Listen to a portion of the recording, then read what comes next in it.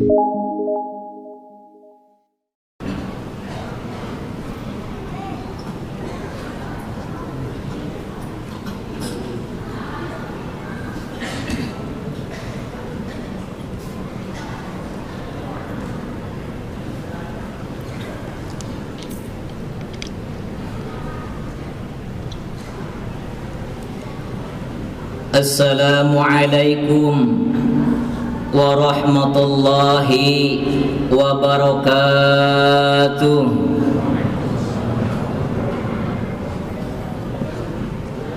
Alhamdulillahilladzi khalaqal mauta wal hayata liyabluwakum ayyukum ahsanu amala. Asyhadu an la ilaha illallah wahdahu la syarikalah wa asyhadu anna Muhammadan abduhu wa rasuluhu man la nabiyya ba'dah. Allahumma salli wa sallim ala habibinal karim sayyidina wa maulana Muhammadin wa ala alihi wa sahbihi ajma'in, amma ba'd.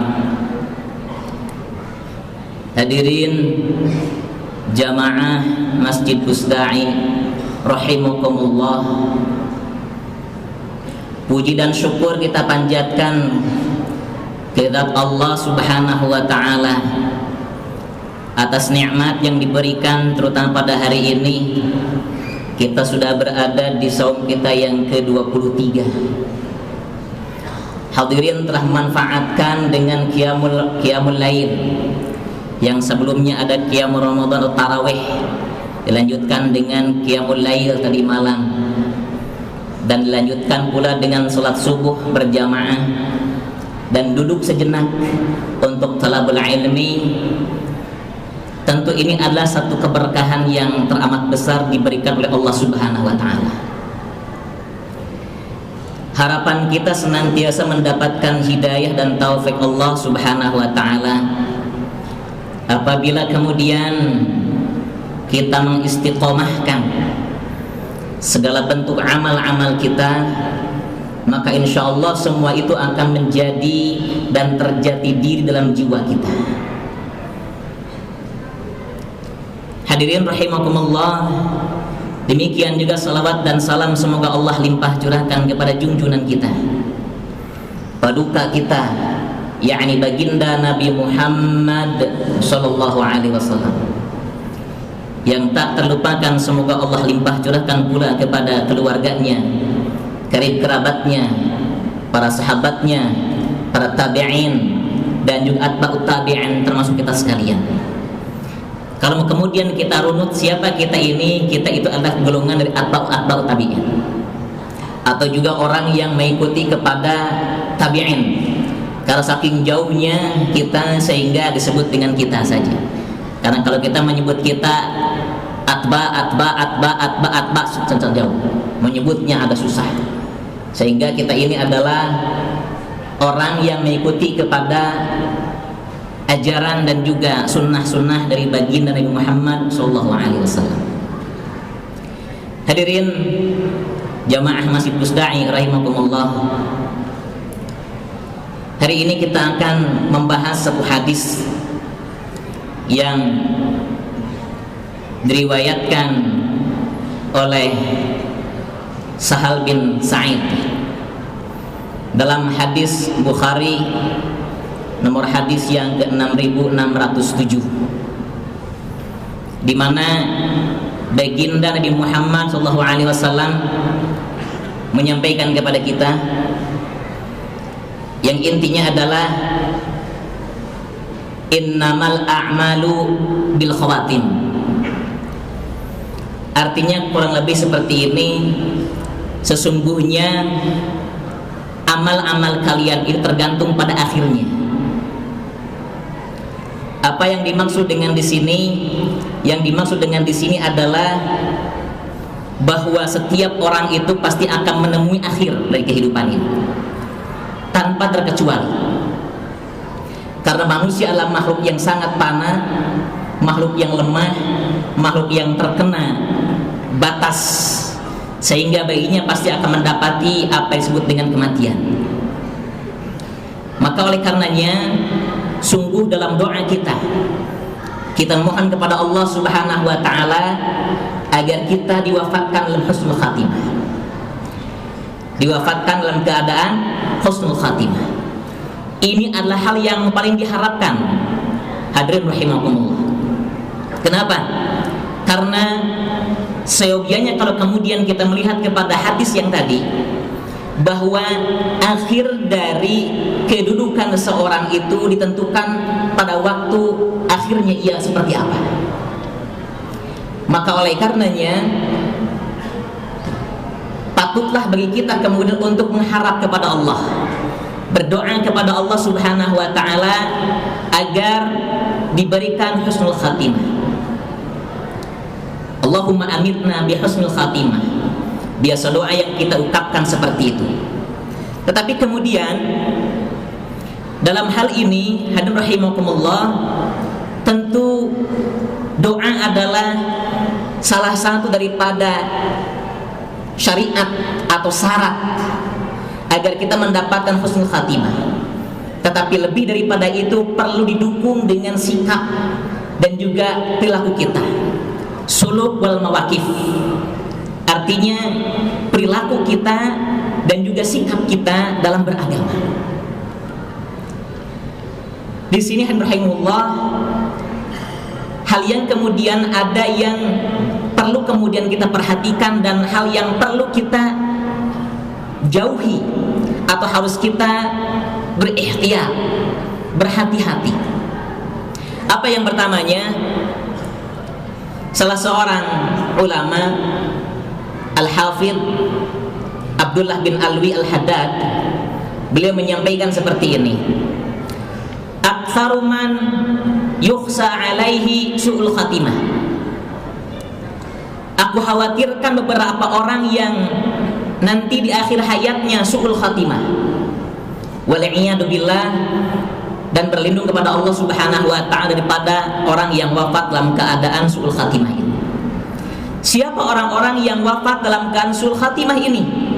Artinya yang akhir hayatnya buruk, akhirnya dalam keadaan tidak berpegang teguh terhadap tali Allah Subhanahu wa ta'ala. Karena hadis ini kalau kemudian kita lihat daripada teks secara keseluruhannya, disampaikan innal abda, sesungguhnya seorang hamba, la ya'mala amala ahlin nar wa annahu min ahlil jannah, wa annal abda la ya'mala amal ahli jannah wa annahu min ahlin nar wa a'malu bil khawatim. Hadis riwayat Bukhari. Sesungguhnya manusia itu, seorang hamba itu, bahwa ia seolah-olah melakukan perbuatan-perbuatan yang kasat mata, seperti perbuatan-perbuatan orang yang tidak baik, tetapi Allah menghendakinya ia menjadi orang yang baik dan dia menjadi ahli jannah.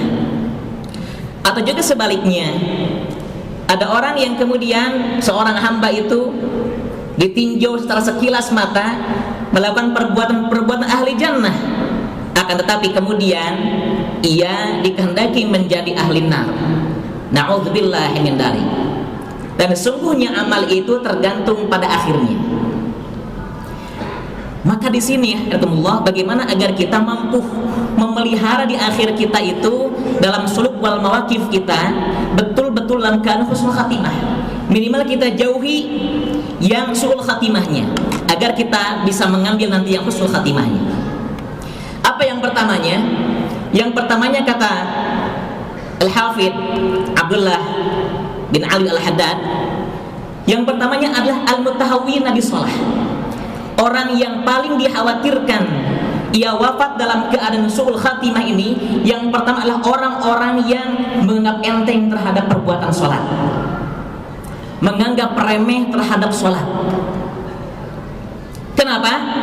Karena sholat itu seyogianya adalah perkara yang paling pertama ditanyakan Allah Subhanahu wa ta'ala, baik itu di alam kubur maupun di alam jaza. Seseorang akan tergantung bagaimana ia melihara sholatnya, baru kemudian ditanyakan hal yang lain. Maka oleh karenanya, orang yang terlalu menganggap remeh yang berkaitan dengan sholat ini, ia dikhawatirkan wafat dalam keadaan sul khatimah. Siapa orang yang menggampangkan atau menyepelekan terhadap perilaku sholat ini adalah orang yang pertama, orang yang menunda-nunda waktu sholat, orang yang menunda-nunda menunaikan sholat. Padahal kita tahu bahwa as-sholatu imaduddin, sholat itu adalah tiangnya agama. Faman aqamaha faqad aqamaddin. Barang siapa yang menegakkan sholat ini, maka ia seyogianya telah menegakkan agama. Kunci daripada ini adalah seseorang yang memelihara sholatnya, maka ia memelihara agamanya.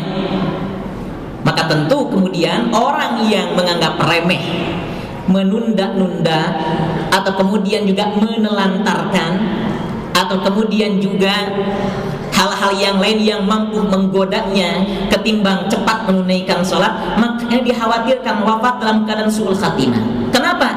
Karena fa'idha ja'a ajaluhum la yastakhiruna sa'ata wa la yastaqdimun. Kalau ajal telah akan menjemput seseorang, maka ajal ini tidak bisa ditunda-tunda, barang sesaat saja, baik itu dimajukan ataupun dimundurkan. Maka oleh karenanya orang yang al-mutahawwin di sholat, ia tidak tahu apakah ia wafat dalam keadaan telah menunaikan sholat atau dia sedang menganggap remeh terhadap perbuatan sholat. Inilah yang kemudian rahimahumullah yang pertama yang harus kita waspadai, agar kita memelihara bagaimana agar sholat kita ini terpelihara pada waktunya. Bukankah menunaikan sholat tepat waktu itu merupakan afdalul amal, perbuatan yang paling baik? Yang pertama.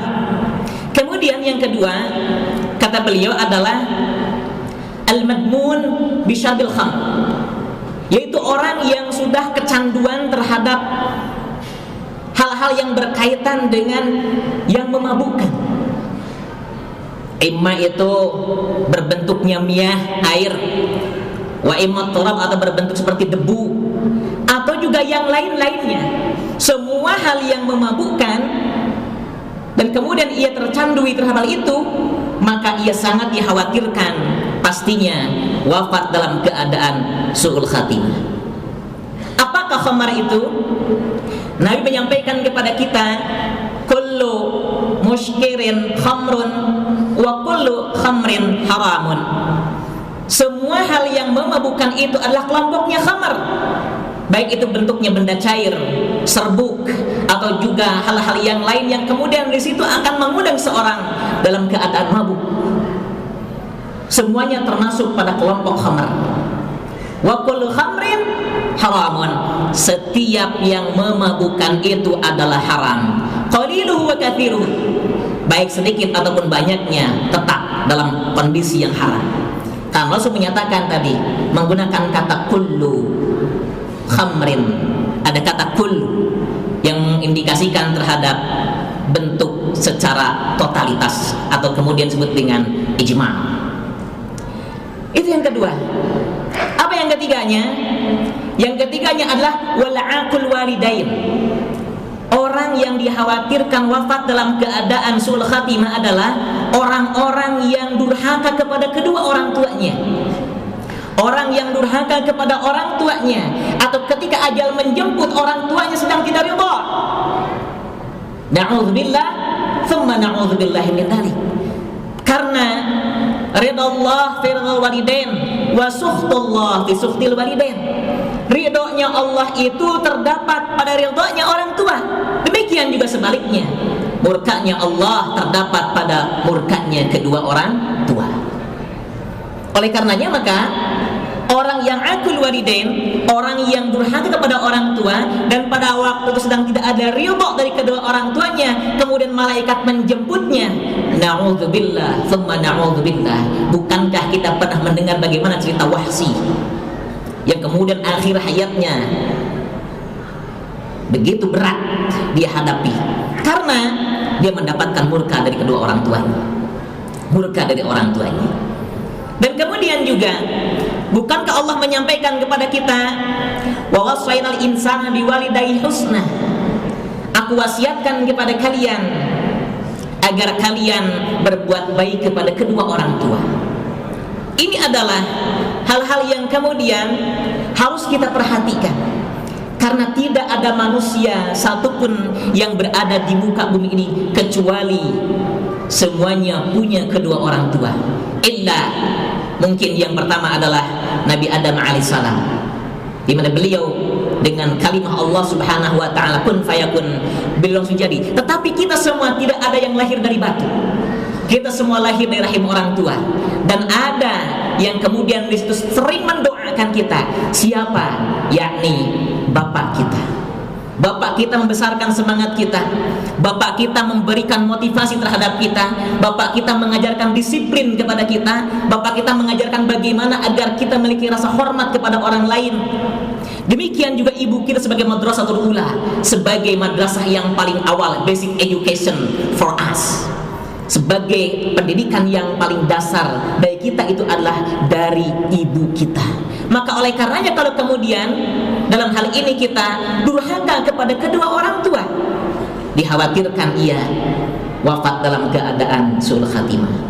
Bahkan kemudian di antara hal yang kemudian diperhatikan kepada kita adalah kepada kedua orang tua, wala taqul lahuma uff wala tanharhuma wa qul lahuma qaulan karima.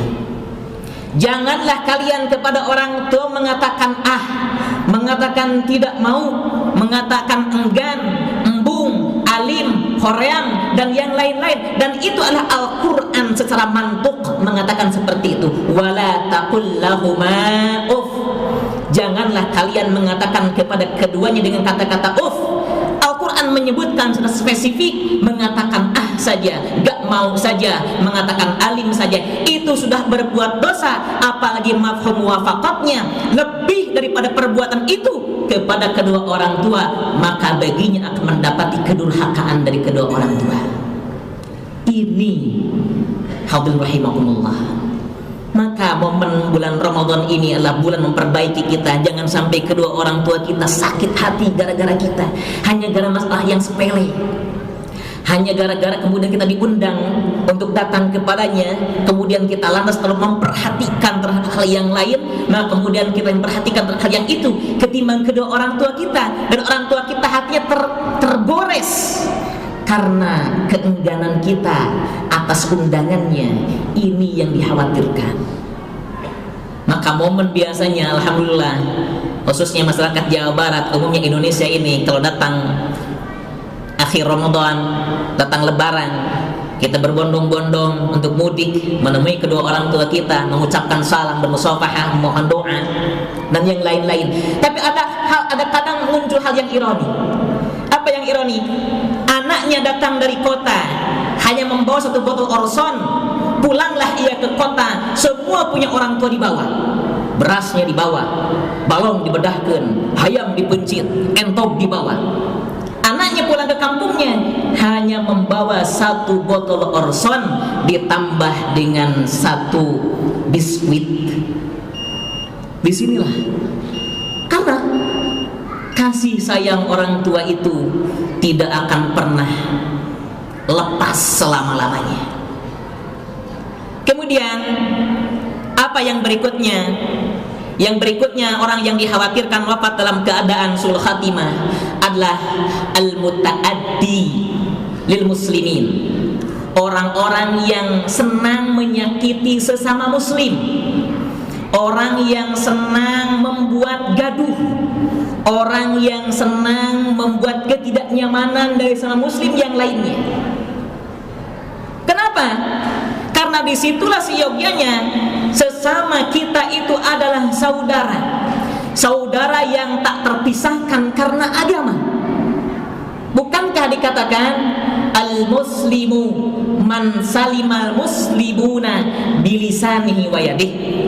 Seorang muslim yang hakiki itu, seorang muslim yang benar itu adalah orang-orang yang mampu menyelamatkan sesama saudara muslimnya, baik atas lisannya maupun perbuatannya. Karena persaudaraan itu, ukhuwah Islamiyah yang dibangun, dan kemudian di situ ada saling tarahum, takaful, saling menyayangi, saling mengisi, saling menasihati, dan juga hal yang lain yang kemudian di situ ada nilai-nilai yang luar biasa yang dibangun. Tetapi kemudian orang yang suka menyakiti, apakah terhadap tetangganya, terlebih terhadap saudara sekandungnya, terlebih lagi terhadap yang paling dekat dengan dirinya, maka disitulah kemudian bahwa dikhawatirkan ketika ia sedang bermusuhan atau ada orang yang memusuhinya, padahal itu adalah sesama saudaranya, dan malaikat Ijrail menjemputnya, tidak ada ridha dari sesama muslim. Ini yang dikhawatirkan wafat dalam keadaan su'ul khatimah. Maka Nabi mengajarkan kepada kita, tabassamuka fi wajhi akhika laka shadaqah. Senyummu terhadap saudaramu itu merupakan sedekah bagimu. Artinya apa? Bahwa membangunkan rasa kenyamanan, ketentraman, keamanan dari sesama muslim yang lainnya, itu adalah ada nilai-nilai yang luar biasa, nilai-nilai kebaikan yang dibangun oleh kita.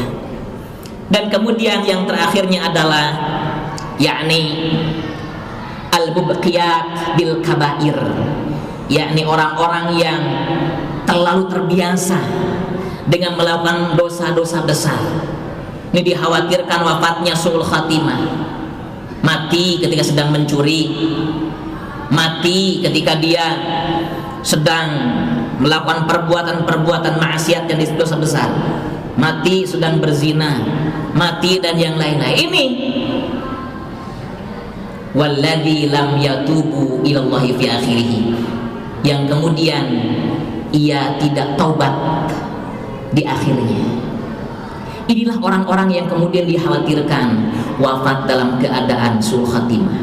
Na'udzubillah tsumma na'udzubillahi min dzalik. Tentunya bagaimana agar kemudian kita mampu dan juga membiasakan agar kita ini betul-betul akhir kita, akhir kehidupan seseorang itu dalam keadaan husnul khatimah. Maka yang pertamanya tentunya adalah istiqomah fi taatillah, senantiasa istiqomah dalam taat kepada Allah Subhanahu wa taala. Kenapa dikatakan bahwa kata Nabi, sebaik-baik amal itu adalah adwamuha wa inqal, keistiqomahannya walaupun sedikit. Bapak Ibu punya amaliyah sholihah, rutinitas yang kita biasakan, tetapi itu istiqomah, maka itu akan menjadikan satu hal, membawa kita kepada husnul khatimah. Misal mudawamin bil wudu, membiasakan diri dalam keadaan berwudu. Artinya ketika kita batal, kita ambil wudu lagi, batal, kita ambil wudu lagi. Bahkan dalam sebuah riwayat itu, Hujjatul Islam Imam Al-Ghazali, beliau ini hampir 40 tahun tidak pernah batal wudu. Bukan berarti dia nggak pernah batal dalam artian batal yang 4 mubtilatul wudu, 4 hal yang batalkan wudu, bukan. Tapi hinnama, ketika dia itu batal, ya tawaddo, kemudian ia lekas mengambil air wudu kembali. Ini pembiasaan yang kemudian bahwa di situ hal yang lumrah, tapi kemudian karena kita membiasakan, di situ ada nilai-nilai. Apa kemudian? Bapak dan ibu ketika bertemu dengan saudara tidak pernah lepas nyolongkrongkeun pandangan, bahasa kita meminta sesalaman. Itu hal yang baik. Dan jangan pernah kemudian ditinggalkan karena itu berbeda. Misalnya mukanya kecut kepada kita, "Wah, ieu mah beda sih eta teh, yang harapan ka urang teh." Taraina teh kitu jiga nu judes. Nu biasa urang nyolongkrongkeun pandangan, hoream aya nu judes kitu. Tidak perlu. Jangan karena momen yang kemudian dinampakkan oleh orang lain menghancurkan niat kita. Ambil, salaman, lanjutkan. Termasuk hal-hal yang besar yang lainnya, qiyam tahajudnya kalau di Ramadan, atau kemudian juga tilawatil Quran, baca Al-Qurannya dan yang lain-lain. Tetapi keistiqomahannya minimal, atau misal ibu bapak membaca Al-Quran satu hari misalkan hanya 3 ayat, tapi dilanjutkan setiap hari 3 ayat tanpa ada jeda, tanpa ada putus, itu lebih baik daripada kemudian kita menghatamkan 1 juz tapi kemudian kita baru mulai lagi tahun yang akan datang. Disitulah maka yang pertama adalah yakni istiqomah bi taatillah. Ketika Imam Al-Ghazali memberikan arsiran bahwa sabar itu ada 3, di antara sabarnya adalah as-sabru fi taatillah, sabar ketika taat kepada Allah Subhanahu wa taala. Artinya apa? Istiqomah dalam melakukan perbuatan baik. Istiqomah. Jangan karena momen yang tidak mendukung kita, keistiqomahan kita kemudian hilang. Berikutnya apa? Berikut itu adalah at-taqwa. Takwa kepada Allah Subhanahu wa taala. Kemudian berikutnya al-mudawam bis shalah, senantiasa kontinuitas melaksanakan rutinitas salat kita tepat pada waktunya, memelihara sunnah-sunnahnya, rukun dan fardunya, beserta kemudian juga hal-hal yang lain yang mengikatnya, baik itu daripada syarat-syarat dan yang lain-lain. Tetapi semua itu harus dibarengi dengan keistiqomahan. Tidak ada satupun di antara kita yang tidak menginginkan dalam keadaan baik. Maka oleh karenanya perhatikan tadi hadis di awal bahwa innamal a'malu bil khawatim, sesungguhnya amal kita itu tergantung di akhirnya. Mudah-mudahan hadirin rahimakumullah, nasihat singkat kuliah subuh, kuliah pagi pada hari ini di Ramadan yang ke-23 ini menambah keistiqomahan kita. Hari ini kita berjamaah di sini, malamnya tadi melaksanakan qiyamul Ramadan, qiyamul lail yang alhamdulillah kurang lebih sekitar 1000 orang hari ini yang hadir bisa menunaikan bersama-sama di Masjid Pusda ini. Mudah-mudahan Allah merahmati kita sekalian dan juga kita di akhir Ramadan mendapatkan gelar muttaqin. Mudah-mudahan ada manfaatnya. Wallahul muwaffiq ila aqwamit thoriq. Wassalamualaikum warahmatullahi wabarakatuh.